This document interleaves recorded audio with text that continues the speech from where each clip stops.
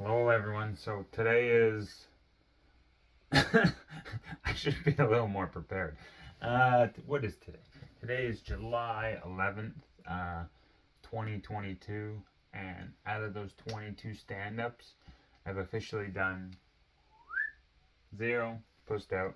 But I did an improv on Saturday and it went pretty well. It was fun. I played a blind guy trying to set up a tent at Walmart. It was kind of something to get me into the gears, to get me into stand up. Um, a bit of a disappointment on myself prior. I thought I would have done more by now, but now I realize it's that fear barrier of the unknown. You just have to go for it. So tonight, essentially Wednesday, so today's Monday. Wednesday I fly to Smithers, and then Friday we get married, and then Saturday we have the official wedding. And I want to be ready and sharp for that wedding. So today's Monday right now, and I'm just gonna fucking wing it. I have a little set here. I'll show you real quick. This is my stand-up routine of what I'm gonna do tonight. It looks like a lot of wording, but I know the story, so it's easy to remember. I'll just put the title, and then I can remember it.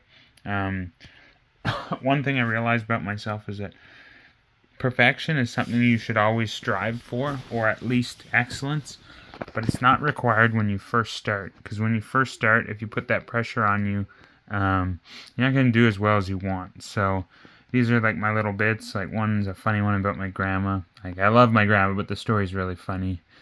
The redneck, the spin class, the Volvo, which I'll expand on that. And I'm really good at over-exaggerating details, so talking more about it. But what I'm going to do is, because I don't have anyone there, I'm kind of going alone on this one. I just ate some chocolate, so I'll be good.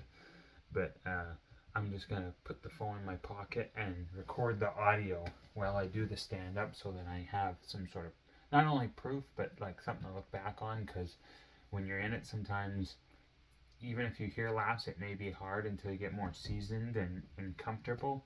So I want to get that feedback and re-listen to it. And I remember from the mistakes I made before when I did the first one, which is literally almost 3 years ago.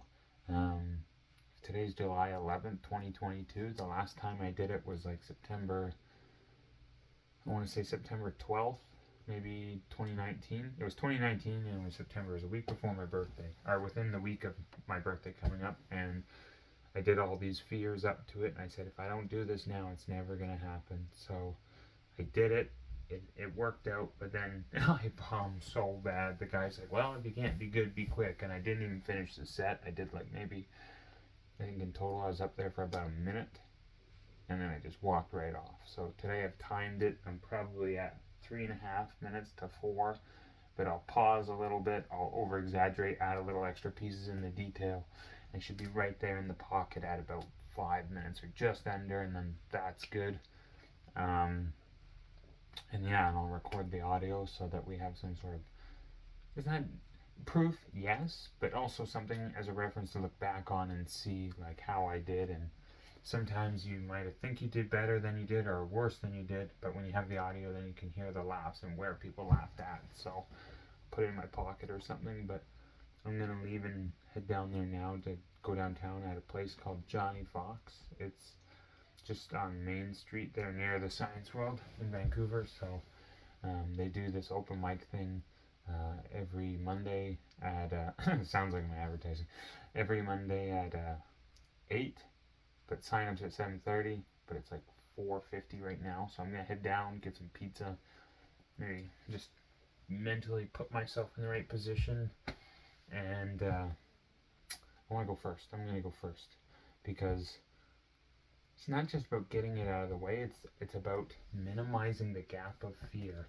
And people don't realize this, but fear is a hard thing to overcome. But two tactics I've found that are so genius with fear that eliminates the pressure. Most people actually don't succumb to failing to fear because of fear. They succumb to the pressure of fear and the duration of it. And two ways I found out how to eliminate that. The first one is make the decision spontaneous with the shortest amount of notice. what you do is you don't give your brain enough time to process everything. For example, if someone says, do you want to go skydiving? Instead of saying in 2 weeks, you say right now.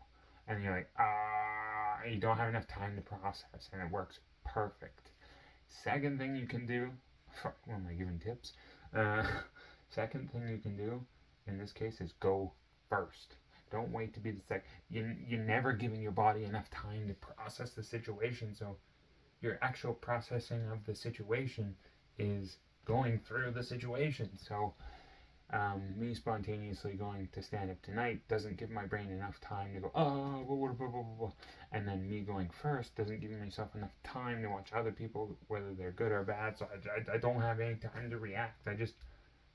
It's kind of like the opposite of being a victim of like circumstance where you're constantly reacting. It's like you're reacting, but you're changing it in your favor, because what you're doing is you're not giving yourself a lot of time to think about the fear. And I have quite a good experience of fear because I've overcome a lot of it, but this is the last one. This is the one that's held me down. It's funny. When I went skydiving, I literally, and like I was as comfortable as I am right now, and I'm on the plane with the parachute, and the guy behind me, no problem. Door opens up, like 1 to 10, maybe a 2. I was kind of like, I'd done bungee jumping a few times before. Jump out of the plane, a little uncomfortable. 2-3 seconds later, no problem. I could be yawning, like it was nothing.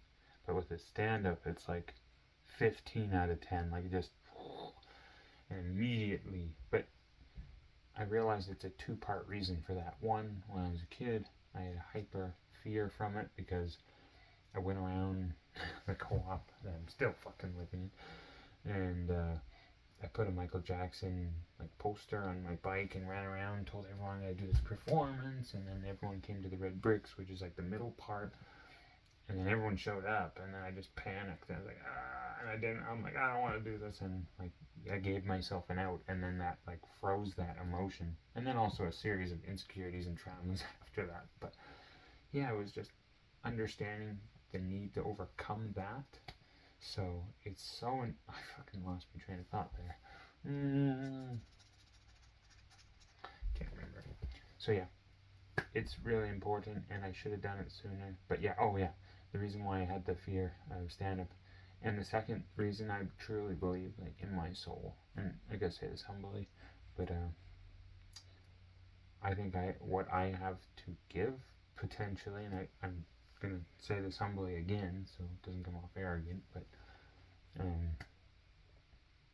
I think I would be in awe of it if I knew it before in advance because of what I gave. And I really believe, like, when you want to be rich and you want to be successful and you want to do something with your life, you don't actually get what you want.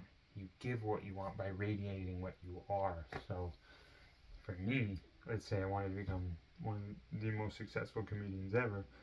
I first start off by acting like it, which radiates it, and then I give something, which then pulls back that experience, if you want to think about it that way. It's a mixture of Joe Dispenza's work talking about like quantum, but his is more based on meditation and you pulling it to you with becoming the magnet. But I think at some point you have to turn the key and go. So, yeah. Wish me luck. I'll report after too how it went. All right. Have a great night.